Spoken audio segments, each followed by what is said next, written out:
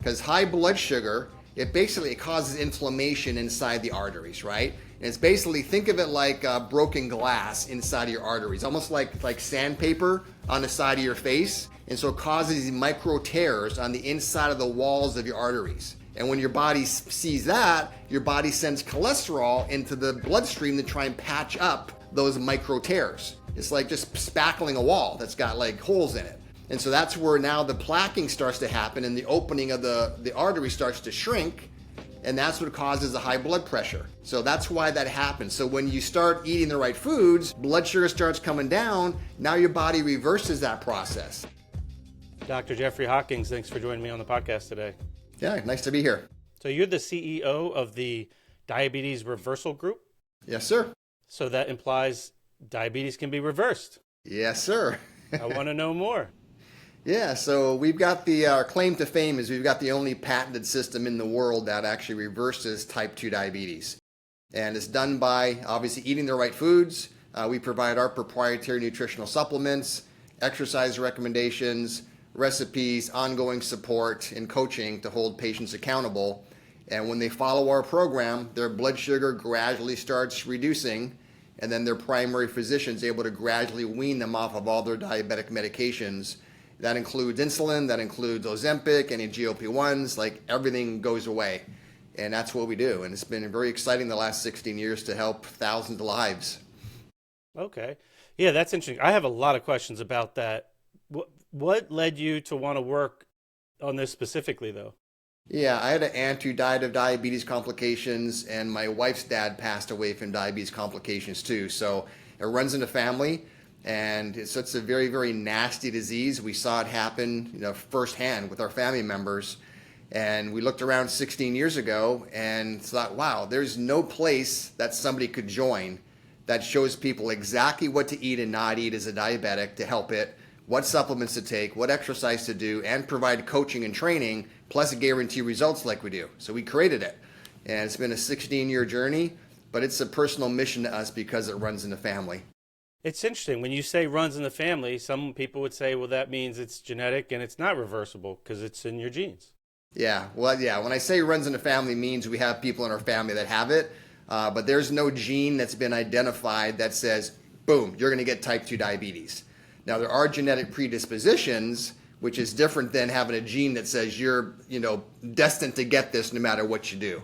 So the great news is because there's no gene that says you're going to get it, that means it is reversible regardless of how many people in your family have it. But the majority of our patients, over 80% of our patients, they're the first ones in their family to have diabetes.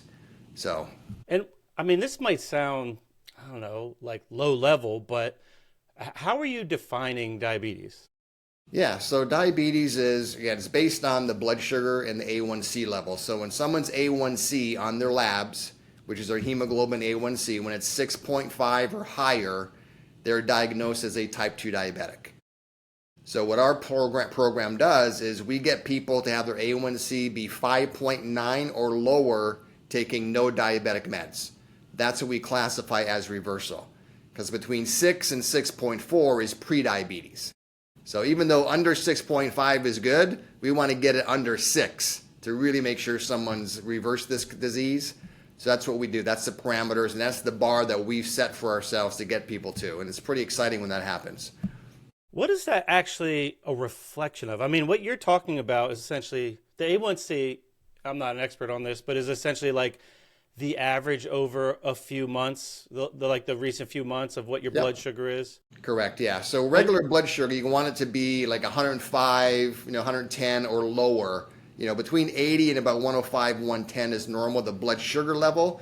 But the A1C reading is an average of the last 3 months of your blood sugar. And that number should be 5.9 or lower.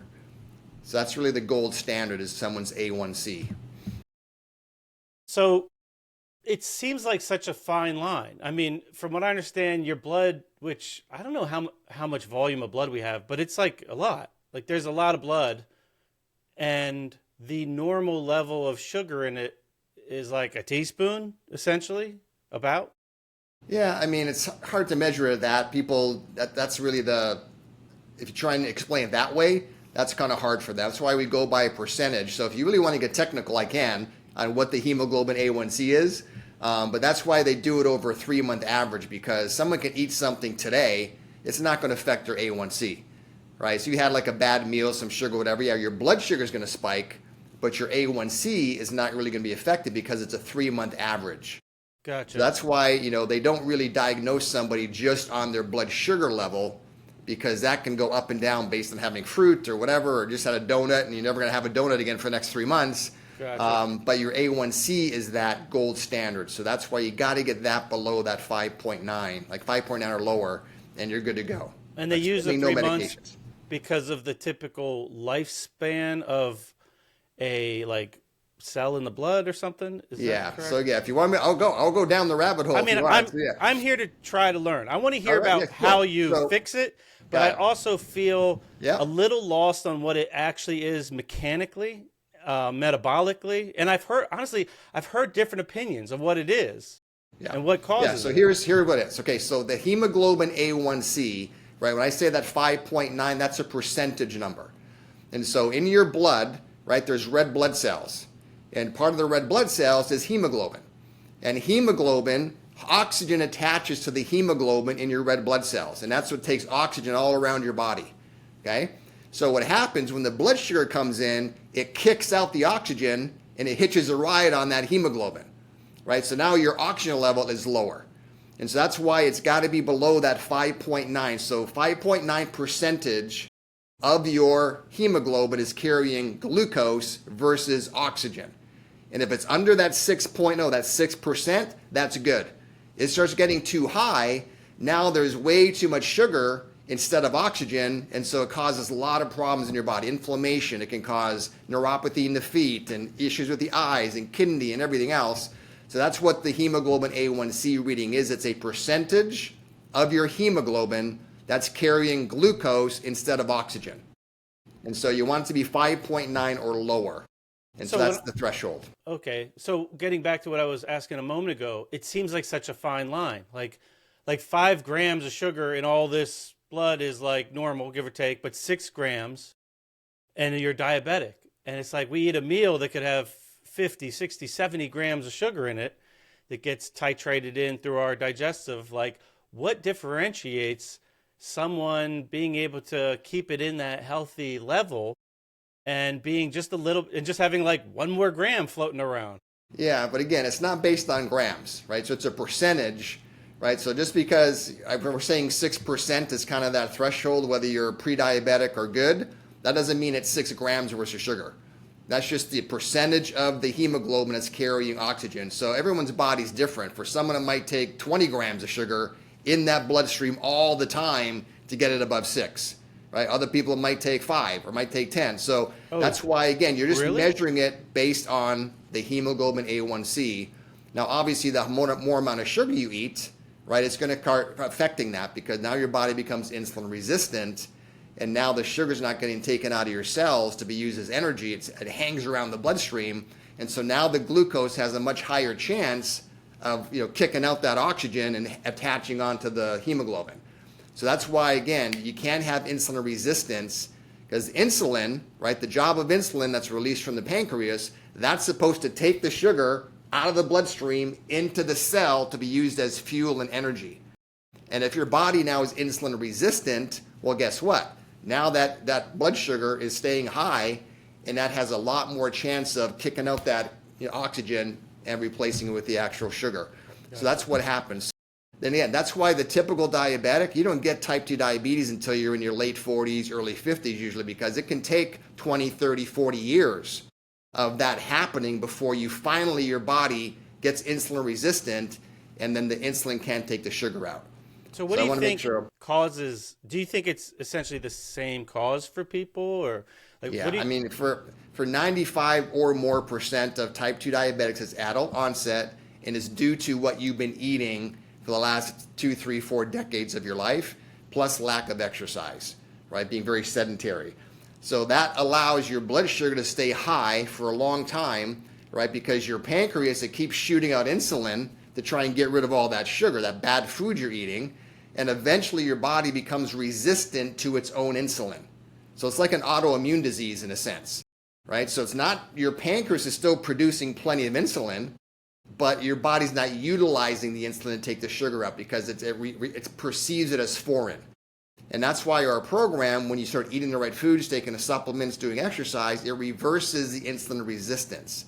It makes your body receptive again and sensitive to your own insulin, and that way you don't need the medications anymore. So that's why it's a process. But again, because it's not genetic, it's good news because you reverse that process, your body heals. So I have questions because a couple things. So do you feel like so you said there's two things really driving it. It's the intake of sugar and the lack of exercise? Correct. I mean, I feel like so let's start with exercise first. So exercise helps because it's allowing the sugar to get into cells more easily? No, the exercise, it's like, driving 80 miles an hour versus 10 miles an hour, right? You're going to use more gas in your car, right? So it's like the more you exercise, the more your body needs that glucose as fuel to sustain the exercise. And so that's why the more you exercise within limits, and I'll explain that in a second, right? Your body utilizes that sugar. So that's one of the things that keeps the blood sugar down, is by doing moderate exercise on a regular basis throughout the week. But then again, it's also, you got to stop eating the things that produce glucose in your body. So it's not just, the sugar like candy and everything else. It's dairy products have lactose in it, a lot of sugar, right? Obviously the bad carbs, so the breads, the pasta, the rice, the cereals, the pizza, all that stuff creates glucose in your body. So those are the things you want to eliminate, and do that on top of the exercise. All of a sudden, boom, blood sugar starts coming down. So it's not just a temporary thing. You got to do it on a regular basis. And because we're so sedentary now, our lifestyle, everyone's doing this. They're on their phones, on their computers, watching TV, sitting on their butts 18 hours a day. It wasn't like that 20 years ago. Like most people are more active. Now we lead a very, very sedentary lifestyle, which is another reason why the boom of diabetes it's skyrocketing right now. Mechanically, there's people that eat a lot of sugar that don't have diabetes. And I guess I'm trying to understand. What it seems like at the heart of it is more like a dysregulation of utilizing the sugar. So the sugar stays in circulation because it's not being utilized. Right. And again, that's where the insulin resistance comes in, right? Because if your body's functioning properly, biomechanically and physiologically, right, when you eat the sugar, your pancreas releases insulin. The insulin grabs the sugar, takes it out of the bloodstream into your cells to be used as energy. That's what's supposed to happen. But when you keep eating that, your body stops doing that. So again, it's different for everybody, right? That's where I get hung up. So yeah, like and again, in every other system, like if you exercise, it's like there's this use it or lose it thing in the body. Mm-hmm. But with this, you're saying that as you use it, you lose it. As you try to utilize sugar as energy as it comes in, you're getting worse at it. No, you're not getting worse at it. It's just when you overwhelm the body with so much sugar 24/7, 20, 30 years, that's what happens. Your body just says, hey, something's weird here. There's way too much sugar, way too much insulin coming in, and that's when it flips the switch, and now your body becomes insulin resistant. Some people, it doesn't happen. Everyone's body's different, right? Based on there's a lot of other factors in that, but my point is, when you do this and you say, well, a lot of people eat a lot of sugar, they don't become diabetic. Okay, well, what's their age? You got to tell me more information. Are they 30 years old eating a lot of sugar, not diabetic? Or are they 75 years old eating a lot of sugar for 40 years and not a diabetic, right? If someone's eating a lot of sugar for 30, 40 years, it's eventually going to catch up with them, right? It's very rare that someone eats a lot of sugar, doesn't exercise a lot, they get into their late 60s and 70s that don't develop diabetes. Right? There's always the George Burns of the world that can smoke and drink and cigars, live to be 100 years old, right? Well, I know a guy like that. And he eats a lot of sugar, and he's 86, and he's doing really well. But he is not sedentary. I wonder I'm not sure it's the sugar in the diet that's driving it. 100% is. It is. So it's my 100%. sugar intake, for instance, I used to be really anti-sugar. Mm-hmm. Like I would vilify sugar.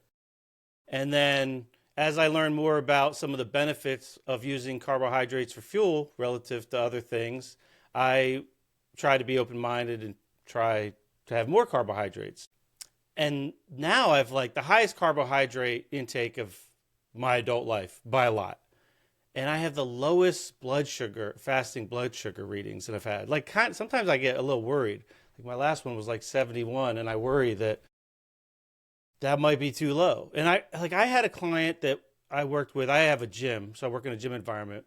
And she was an older woman, and she had diabetes. And this was back when I really thought carbs were the main problem. And I told her to lower carbs, and it worked. Like it got her blood sugar down initially. I don't know what it did long term. I didn't work with her long term, but my question is, did that really fix the issue of not utilizing sugar well? Because I feel like the sugar is high because it's not being used. Like I've seen people that are, when you fast, your blood sugar will eventually go up. Or if you have a stress, you can have a stress and it'll elevate blood sugar without any like food intake. Yeah, so you're getting into multiple areas, right? You can definitely have stress, and that affects your adrenal glands, which will produce cortisol and raise your blood sugar. That's the fight or flight. So your body releases that to try and stay alive because they feel like you're going to be running or escaping some kind of danger, and your muscles need the sugar, the fuel, to actually function. So that's why they do that. So how do we know that that's not what's going on? Like, how do you know? Because everybody's stressed. Like almost everybody I know. Like, how do we know when someone's blood sugar is high, it's not just driven by stress? Because there's a world of bodybuilders that have 50% of their calories come in from carbohydrate, oftentimes very simple carbohydrates, and they're not diabetic. Is that just because they out-exercise because they're utilizing it, man. Yeah. I mean, it's like professional. Look at the diet of a typical NFL football player. You know, those guys stop playing football, they balloon up to like 300 pounds when they were 220, you know, when they're playing football, because they're not burning off 10, 12,000 calories a day anymore. You know, so that's where that comes in. But let's just talk about the average American, right? That's not a professional athlete, professional bodybuilder, right? Because that's the very small percentage of the population. The average person, right, that doesn't know anything about healthcare, right, when they're eating the bad carb. And I want to classify, there's bad carbs and good carbs. Okay, the good carbs are fruits and vegetables. Okay, a lot of carbs in those, and there's glucose in those, right? So I'm not saying that our program's a glucose and sugar elimination program, right? It's getting rid of the stuff that tends to trigger the insulin resistance and causes other issues in the body. That's where the dairy products and the bad carb, which are all the grains, the breads, pastas, etc., those got to go away. And when that goes away and you sustain that, you're still getting carbs in your diet because your body needs glucose to survive, but it's not overwhelming it with like dairy, grains, sugar, vegetables, fruits, and desserts and soda, and like, all of a sudden your body's like, what the fuck's going on, right? It's like, it's way too much. So that's why you have to pick and choose what are the best sources that your body utilizes the best for the average person. And that's fruits and vegetables for their carbs. The average person who's not exercising, burning off a couple of thousand calories a day in the gym, working out, they can't eat the grains and the pastas and the rices, where a bodybuilder can, right? And like a triathlete can, and a cyclist can. So again, we got to separate the average person from the athlete, because that's two separate kettles of fish, man, 100%. So what we deal with in our practice, right, our program, is again, 95% of people that join our program, they're not athletes. They're sick. Right? They're literally sitting on their butts 18 hours a day like a normal person, right? They exercise, they walk a few days a week. That's about it. They don't go to the gym. That's it. Their exercise is getting up and down and going to the fridge, right? And going to the bedroom. That's really much their exercise. And that's the person that develops that insulin resistance. And that is reversible. Like athletes are a whole different kettle of fish, man, because it can be because of the stress, etc. And you're right, everybody's got stress, right? But so what do? If you can't eliminate the stress from someone's life, what else do you do to help bring that blood sugar down? That's where eliminating certain foods, taking the right supplements, that's what gets that handled. So okay.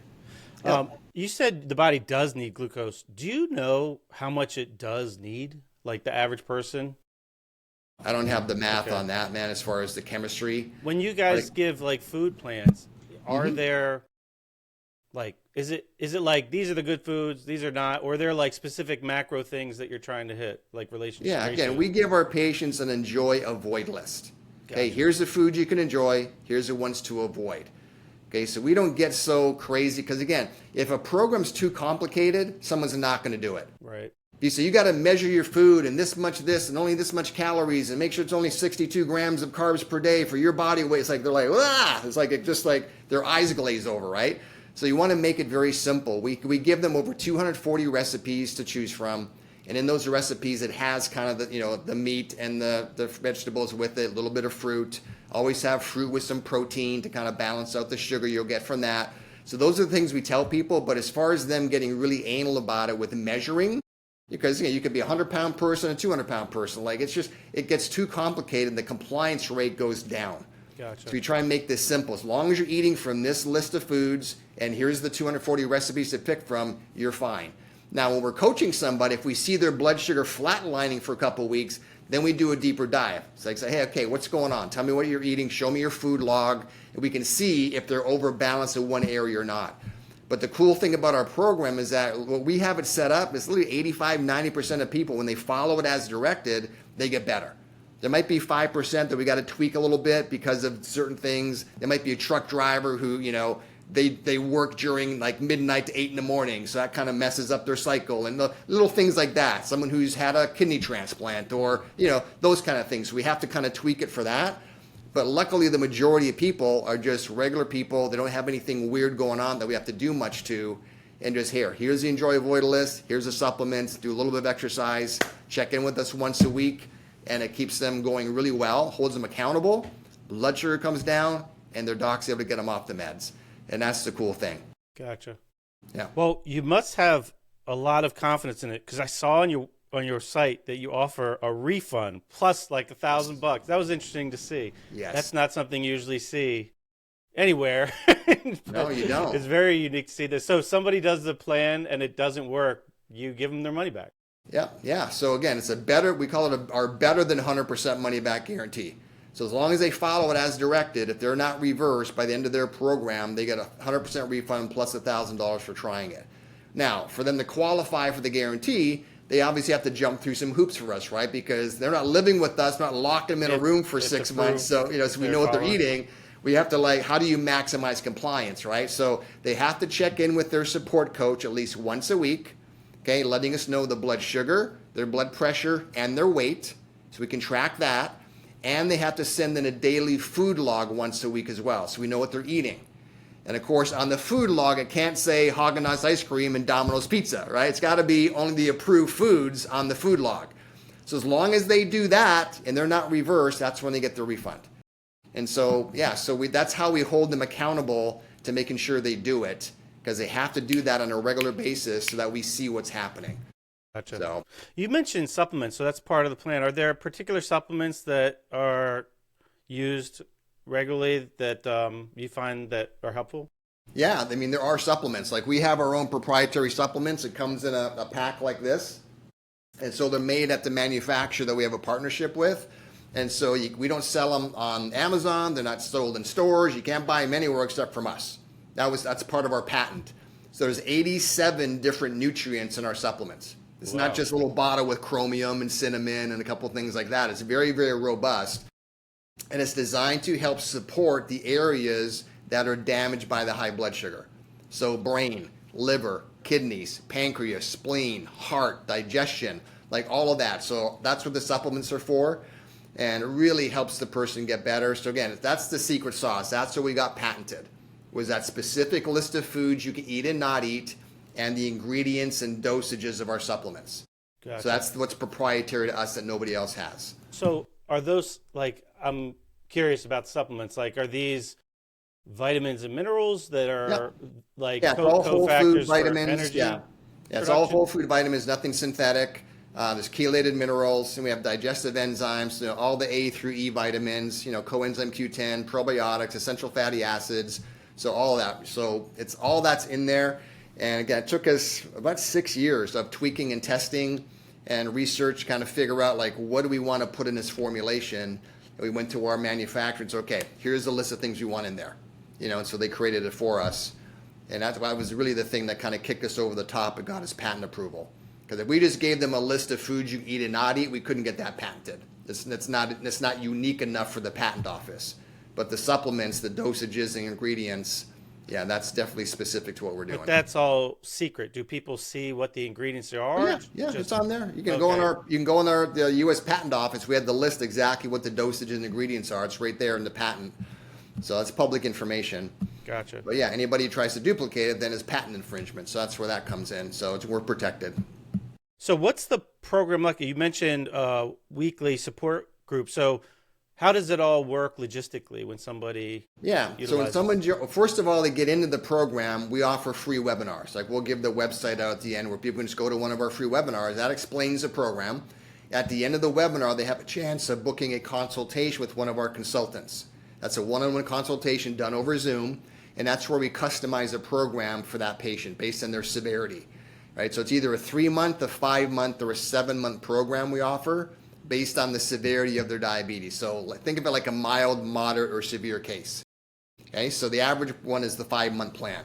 So when someone enrolls, they get passed off to their support coach. They do an hour-long onboarding where we send them, here's a list of foods you can eat and not eat. We mail them the supplements they have to take, and then they actually have to start reporting to their support coach at least once a week. But they have unlimited access to their coach 5 days a week. Any questions that come up. And so once they get the information, it's literally as simple as eat the way we tell you, take the supplements, right? Do a little bit of exercise we recommend, and then check in with your coach at least once a week. So it's really not that hard. And once the blood sugar starts coming down, once it gets down to about 105 in the morning, the fasting reading, then the support coach tells the patient, hey, it's time to call your primary physician so they can adjust the dosage of your meds because your sugar is getting a little bit too low. And so then they just call their doctor on the phone. They don't even need to go into the office for a visit. Hey, doc, my blood sugar is like 103 this morning. What should I do? And then the doctor says, hey, cut your metformin in half. So they'll adjust the dosage over the phone, and that's how the process works. And so they keep doing that all the way through the program, and it's a gradual weaning process of the medications. Like they don't stop them cold turkey. They gradually go lower and lower as their blood sugar starts dropping. And the cool thing is that most diabetics also have cardiovascular issues. So most of them are on blood pressure and cholesterol pills too. So that's the cool thing, the other benefit. When their blood sugar starts coming down, so does the blood pressure and so does the cholesterol. So most of our patients, their doctors are able to take them off of all the diabetic meds, blood pressure, cholesterol, all that goes away. Why do you think the cholesterol improves when the blood sugar gets better? Yeah, well, cholesterol increases because of the diabetes. Because high blood sugar, it causes inflammation inside the arteries, right? And it's basically, think of it like broken glass inside of your arteries, almost like sandpaper on the side of your face. And so it causes these micro tears on the inside of the walls of your arteries. And when your body sees that, your body sends cholesterol into the bloodstream to try and patch up those micro tears. It's like just spackling a wall that's got like holes in it. And so that's where now the plaquing starts to happen and the opening of the artery starts to shrink, and that's what causes the high blood pressure. So that's why that happens. So when you start eating the right foods, right, blood sugar starts coming down, now your body reverses that process. Okay, no more cholesterol going in to spackle the micro tears, no more micro tearing happening, and that's how it reverses the process. The opening gets bigger, blood pressure goes down, and so that's what we see happening physiologically with people with diabetes. You see the heart disease itself going down, like the actual plaque levels going down. Have you done like scans for that, like before and after stuff? Some patients do that, but we don't do. We just base it now on the cholesterol coming down and the blood pressure coming down. So that's what happens. We don't need to have them go get another expensive test to see what the plaquing looks like, because again, the other readings are when that blood pressure, cholesterol start coming down, we know it's reversing that process. So it's really cool. Gotcha. What do you now, for some people, go ahead. Sorry, yeah. So for some people, though, I'm not saying that all people with cardiovascular disease, it's caused by high blood sugar, right? Because lots of people have heart disease that don't have diabetes, right? So it's other things causing it, from too much cholesterol in their diet, et cetera, right? But the majority, I'm going to say 65, 70% of our diabetic patients, they're also taking blood pressure, cholesterol meds. And they get put on those after they get diagnosed with their diabetes. That's when you know there's a direct correlation to it. Okay, so it's pretty cool when they get off of all of those meds. It's awesome. Yeah, I do think avoiding those meds are probably good. I think that some of that stuff is dished out just way too quickly, and Well, it's 100%. incentive And with structures. what I just said too is a lot of our patients, right, when they get diagnosed with diabetes, they don't even have high blood pressure, high cholesterol yet, but their doctor will prescribe those pills right away saying, hey, I know you don't have it yet, but because you're diabetic, it's going to happen. That's Let's crazy. have you take these meds now as a preventative. That's the way they do, which is very Well, strange. if that's the So, cause, then if like the blood sugar is the cause, how are there people that have high cholesterol that don't have high blood sugar? no, I didn't say that. No, Remember, I I know, said but I that know you didn't say that, but those I'm exist, right? So like right. if I'm saying that there are people that have cardiovascular disease that are not diabetic. So it's caused by just eating too much cholesterol, fried foods, etc. Has nothing to do with the high blood sugar. That's why it's not a direct correlation. but What I'm isn't saying the is, cholesterol that's used to patch up those walls made from the liver and not the dietary cholesterol? well, it's both. I mean, it can be from both, right? I don't So it's know. not just I thought that it wasn't from diet. I mean, I thought that they used to say that, and I thought even the American Heart Association, I think, came out and said we can't claim that dietary cholesterol leads to that anymore, and that it's the cholesterol, like your body, it's like your body's response, like you said, like it's trying to fix something. right, but I get it. That makes sense to me when a diabetic develops that, right? Because of the physiology I said. But for people that don't have high blood sugar and they still have high cholesterol and develop high blood pressure, that's coming 100% from dietary issues. So that's why there's a different correlation there. That's why, again, we don't have a reverse your heart disease program. Even though it could be similar, there's other people out there that kind of do that sort of thing with how to change your diet to help your high blood pressure and cholesterol. I'm just trying to give the correlation that we see with diabetics, how they also develop cardiovascular disease. And then we reverse that, all of a sudden the blood pressure, cholesterol comes down. So, Gotcha. yeah. Jeffrey, I appreciate you. I hope that it's not coming off like I'm combative. I have a lot of Oh, questions. I'm gosh, no. super curious. I No, know I it could love it, sound man. like my tone, like I'm uh, fighting, but I'm really trying to understand this stuff. And I've heard so many different takes, and I really don't know what's true. And I think everybody's probably a good bit right, and maybe not all the way right. And I don't, and I'm trying to like work through it. Yeah, What's I your totally get it, take, man. your opinion, or do you have any insights on the role that fats and dietary fats play on like diabetes? Well, again, depends on the fat, right? Just like it depends on the glucose, how it comes in. So there's good sources of fat, like essential fatty acids, stuff that you see in nuts, olive oil, those are good sources. Coconuts oil, those are good sources of fat versus the stuff that's on French fries and in a lot of fried foods, etc. So there's different types. So the good fats, 100% good. That helps reverse insulin resistance. So wait, what do you consider the good fats? You said coconut oil. Yeah, coconut oil, olive oil, again, essential fatty acids that you can get supplements actually in part of our supplements are the essential fatty acids that come from that. Like those So, are omega 3s or yeah, the omega 3s. Yep. So those are the good kind. The bad kind, again, is like most people know the fried foods, the canola oils, seed some of the oils. vegetable oils, Yeah, the and that's what I butter. wanted to You ask know. because I know seed oils are a big, I guess, like topic of discussion now. And I mean, there's people say they're the total enemy and the root of a lot of the issues that we have. And some people think they're no big deal. Some people even think they're good because they could lower cholesterol, which I guess in theory they can maybe. But Yeah. but like I wonder because like you mentioned the bad fats, and I have heard people discuss how there's mechanisms where these bad fats disrupt our ability to utilize glucose at the source, like within the mitochondria, to make energy. That's And one of the reasons why the bad fats are bad. so that's Right. why when I hear So, someone say, like, and I wonder, especially because I've been diving into like sugar more the last few years, I wonder how much sugar, dietary sugar, gets a bad name when it's often attached to a really crappy inflammatory fat that also has a direct inhibition of glucose oxidation.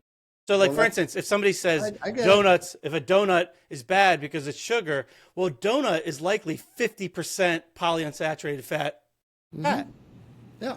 And so, yeah, there's sugar in it, but that might not be the problem. Like, our body does understand sugar.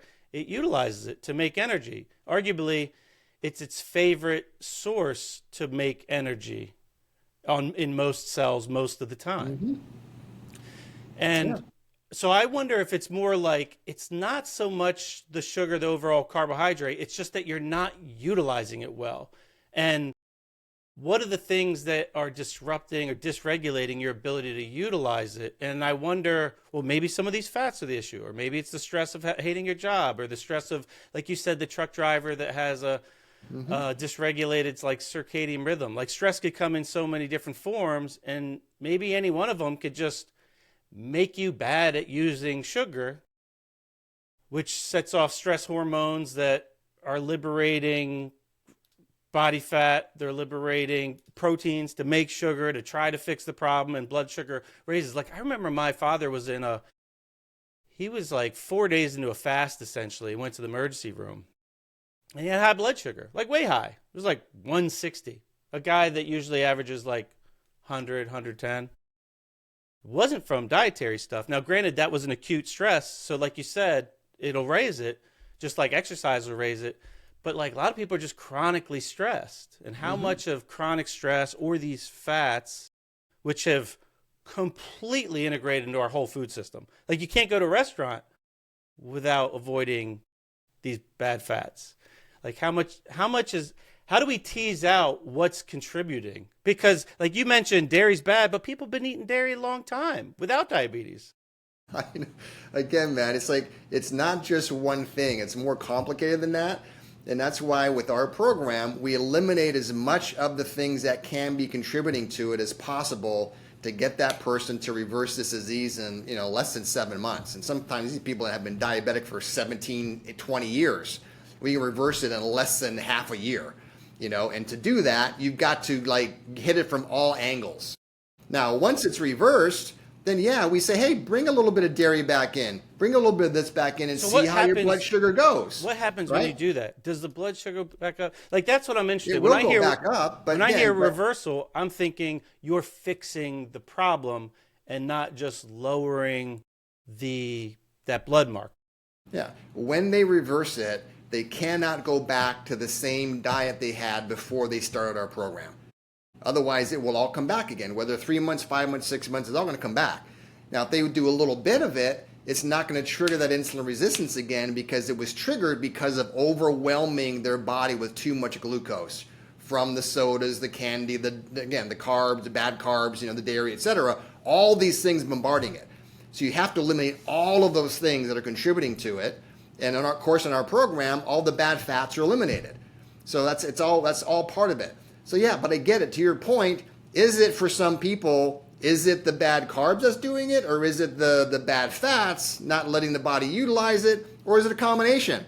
Because most people, if they're eating the bad fats, they're also eating other bad stuff too. It's not just the bad fats. So let's get real on that, right? They're eating the dairy, they're eating the bad carbs and the bad fats. So it's from all angles, right? So if we just got rid of the bad fats and they still ate a ton of the bad carbs and a ton of dairy, they're still going to become insulin resistant.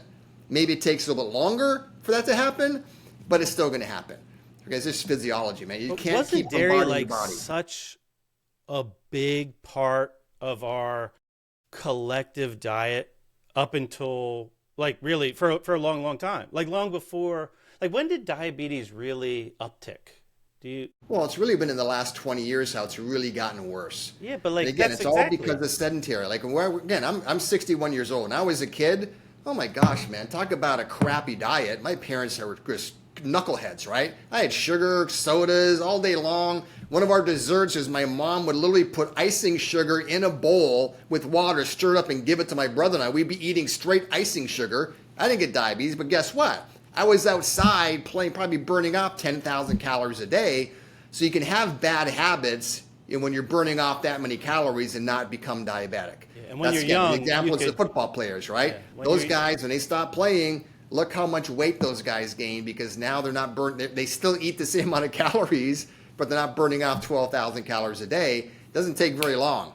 And those guys are in really bad shape. So that's why it's been that last 20 years when we become more computer bound. Everyone's sitting on their ass, excuse my French, 16 hours a day, and they're on their phones.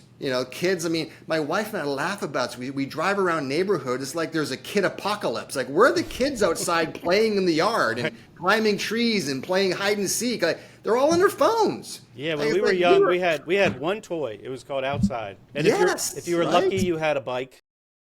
Yeah, exactly. So that's not happening anymore. So, and again, I don't see it changing very much, at least in my lifetime, because diabetes is getting higher every single year because we're getting more and more sedentary.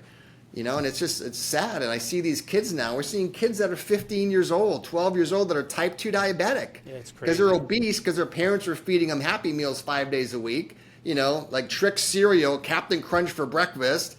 It's like pizza for lunch, sodas, and they're not exercising at all. And like, oh my gosh, they became diabetic at 12, 15. What did you think was going to happen? Right? I mean, you can't do that. But that's what's happening right now, and it's very, very sad. So... It is, yeah. And when you're young, which like you can compensate, like you said, you could, like I had a bad diet too, and I didn't get diabetes like you did, and like not that you did, like that you also like you had a bad diet, standard American diet, living on crap, didn't get diabetes because we were active, and part of that is when you're young, you can compensate for a lot of bad habits, and you can't when you're older. But if I would have kept eating that way for 40 years, 100% I'd be a diabetic. So now I can't do that, right? See, I don't know. I eat so much sugar right now, Jeffrey. Mm-hmm. And I eat so much dairy. Like, this is my go-to snack. And how old are you right now? I'm 48 and a half. Okay. And I used to be low carb. I did stints in keto. And I was low carb for a long time. And I think it did a lot of good things for some things. And I think it did some not so good things for some And things. How much do you exercise?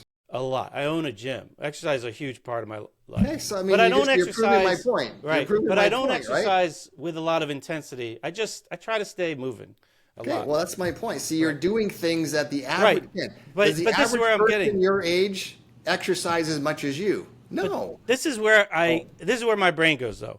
20 years ago, you say you have the uptick in type 2, right? And I think it started increasing before that. But you're right. Like over the last couple of decades, it's really getting crazy. And there used to never be kids that had it. So something's obviously happening. Yeah. But people been eating dairy for like so long. So I'm like, it can't be the sugar in the dairy. Again, you're making it come down to one thing. It's not just the dairy. It's the dairy and the soda and all the breads and pasta and rice and it's all of it. Right? But what if so it's not like, what if it's just the sedentariness or the fats? Like, that's the thing. Like, I wonder how much, I wonder how much people that are eating dairy and having a lot of carbohydrate in their diet, if they just walked a few times, I don't know, a few miles a day, like, that would take care of it. Like, I don't know what the minimum effective dose of exercise is to avoid diabetes. But when I hear you make an intervention, the blood sugar goes down, the A1C goes down, that all sounds good. But if it means you can't eat a glass of milk without it going back up and being a problem, I feel like there's something still going on that you're not utilizing that energy. And I don't want to blame the sugar on it because people have been eating sugar for a long time. In fact, there's studies out there. And there's a study where a guy like reversed diabetes with like rice. Okay, I need to see that study. Yeah, well, look it up. It's on PubMed. You can look it up. But like, my it's point interesting. is, again, it's because he was in there wasn't a caloric like surplus, but they basically gave. I think somebody did it same with potatoes too. Like, okay, but again, we got to look at all factors. When I hear something get thrown out like that, okay, give me more details. How old was the person? What else did they do? How did they exercise, etc.? There's a lot of things that I need to see to fill in the gaps on that. All I can say is, man, that we have the patient that come to see us, our average age is 65, right? So that means half of them are older than 65, half are younger. Average is 65. They've been a diabetic for at least 5 years. right? And they're taking 6 or 7 medications. Okay, so this is not someone who's pre-diabetic where, yeah, maybe if you just exercise more, you're going to get rid of the pre-diabetes is easy. Stop eating a little bit of the carbs and walk through, But see, 5 there you days a did it week. again. And you're good. That's why I'm fighting back. Okay, because but my you're point blaming is that carb. that's not the person that we're dealing I think with. we're throwing the baby out with the bathwater. No. We're dealing with a diabetic who's more severe. And for someone who's taking 5 or 6 medications, cardiovascular problems, right? They've been a diabetic for 5 years or more, just walking 30 minutes a day is not going to reverse it. It's not enough. We got to hit it from all angles. Once it's reversed, that's when we say, okay, add a little bit of dairy back. Let's see what happens to your blood sugar. Add a little bit of this and see what happens. But don't go back to what you were doing before you met us. It's going to come back again. So that's where, again, I'm not saying you cannot ever eat a piece of pizza for the rest of your life if you do our program or have a glass of milk. That's not what I'm saying. I'm saying to reverse it when you're that severe and do it within 3 to 7 months, you can't screw around. Why mess around? Let's just do a little bit. Now, the next thing you know, it's a year goes by and nothing's happened. So that's why the plan we figured out is how do we get this thing reversed as quick as possible? And then once it's reversed, what can that person bring back into their diet and not have the blood sugar go back up again? Knowing that they can't go back to the same lifestyle they had before. So that's what we deal with. Once they graduate, that's what we deal with the patient. Okay, let's try this now. And we say you can have a cheat day 1 day a week when you're done, right, and see how that goes. And if the blood sugar's not going high, okay, let's try have a cheat day twice a week, okay, and see how that goes. So everyone's different on that. Some people say, I don't want to cheat anymore. I'm used to this diet now. I love it. I'm cool with it. It's not that restrictive. I don't want to go back at all. And others they want to kind of push the envelope again and see how much they can go back to their old habits without it causing a blood sugar spike. So that's why we do. So again, we're in a very the same thing and expect something different. Yeah, I have to applaud you. You're being a really good sport. I feel like I'm winning the award of most obnoxious podcast host today. 100% not, man. I love this. You're challenging me more to kind of explain, which I don't have to do a lot of the times, which is great. Because, we have to, again, you can imagine the average patient we have, it's like 99.9% of them don't have your knowledge. So they just say, what do I got to do to get rid of this freaking thing? I'm like, here's what you do. So we almost have to dumb it down a bit, right? And say, just do this, it's going to work, versus get into the biochemistry and the physiology of it. But man, I can geek out on this stuff because I love it, right? And it's a good tool. You got to have different tools. I can nerd out on things. And in the gym, people will come in and some people just they don't want to learn anything and they just want to be told what to do. Tell me what to do. And exactly. I'm like, I'm not the right guy for you. Yeah. Find a different trainer. I like teaching this is why we do this. This is what we're doing. This is how we do it because of why we're doing it. And so it's most people just want to know what time it is. They don't want to know how to build a watch. Yeah. Right? And that's one of the problems. That's why pills work so well. Just give me the pill. Yes, exactly. I have parents that will do anything a doctor will tell them to do as long as it's just take a pill. Exactly. I got to stop eating this. Screw that. Right. That's why, again, for 100 people that get access to our program, diabetics, we might get 20% of them that want to do it. Because the other 80%, no way. I'm not giving that up. I'll just take my meds and take my chances. I'm like, okay. And they'll be sitting there in a wheelchair with 2 amputated feet, and they still don't want to change their diet. You can't help someone like that, right? We're going after that slice of the population that says, yeah, I'm sick of these freaking meds. I don't like how they make me feel. I got low sex drive. I'm sleeping bad. I'm getting neuropathy in my feet. I'm afraid of an amputation. I'm getting blurred vision. I don't want to go blind. My doctor said I got stage 4 kidney failure. I don't want to go on dialysis. I already have high blood pressure. I want to have a heart attack or a stroke. And they're like, okay, enough is enough. I need to change. And that's the people that do really well with us. The people that want to take the Ozempic and the GLP-1s and do gastric bypass and lap bands, those shortcut people, they're not good people for us because they're not going to want to change your lifestyle, so they won't even do it. Well, it's good to know who your customer is, I guess.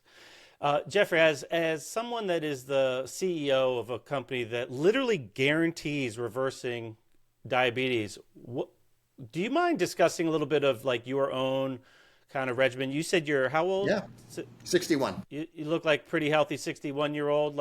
How do you approach, your sense of general well-being when you're trying to, manage the minutes of your day? Yeah. So again, for me, I'm not a fanatic.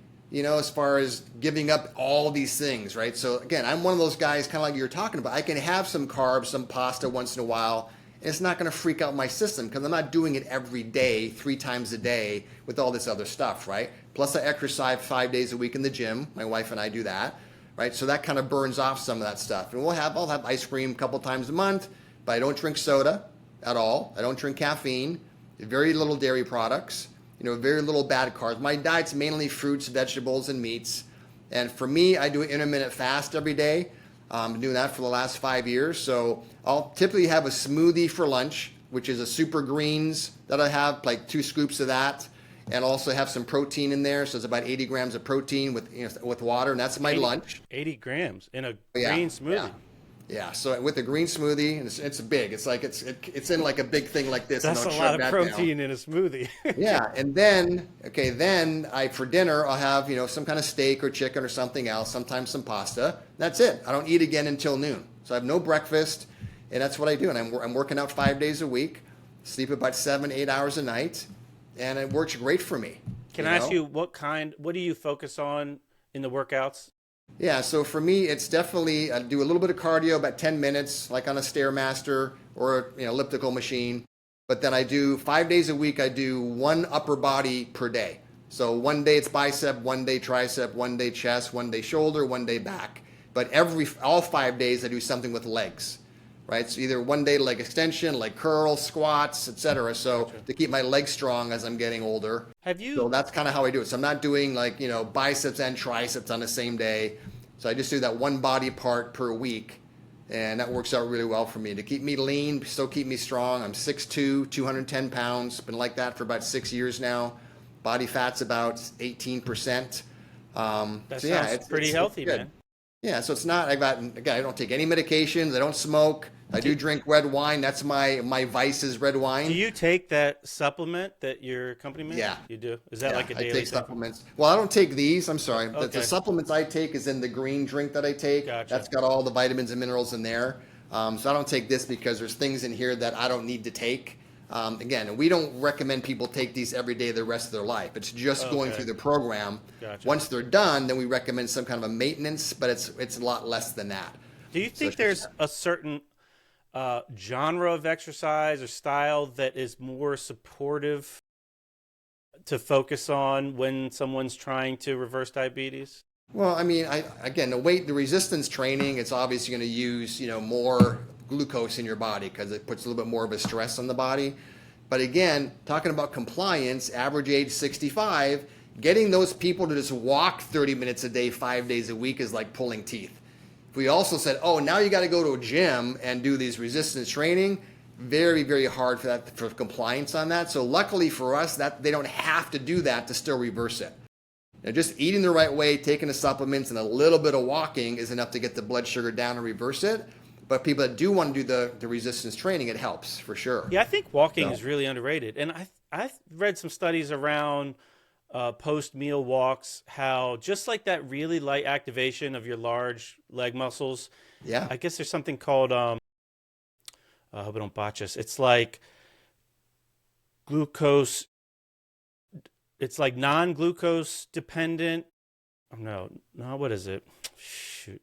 It's like non-insulin dependent glucose uptake. So it's like some of the glucose transporters can take glucose in without the need for insulin to kind of opening the door.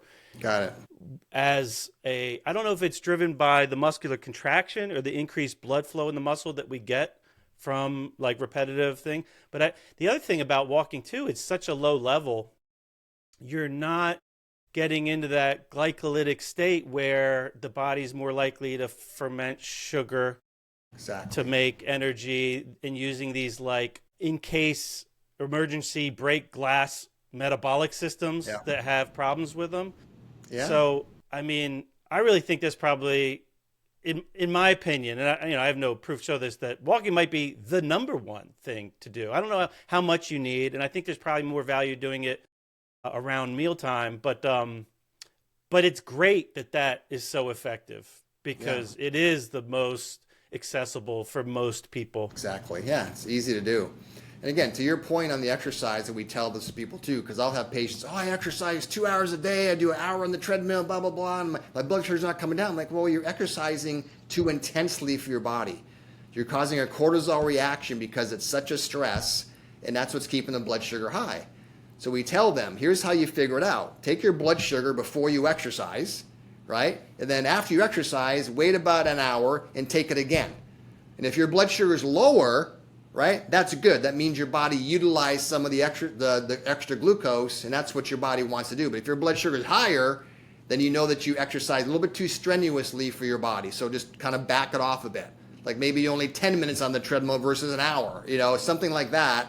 And they kind of keep testing to see what is that threshold for that person to where now the exercise is actually bringing the blood sugar down versus making it go up. Yeah. So it's pretty and I easy think to that's measure. a common thing. Like even with young, healthy, or younger, healthier people, that are, I don't know, like fitness minded. Like I enjoy fitness. I have to modulate my intensity because I've made the mistake hundreds of times of doing too much, not enough days off, and then it'll show up in like insomnia or some kind of stress thing.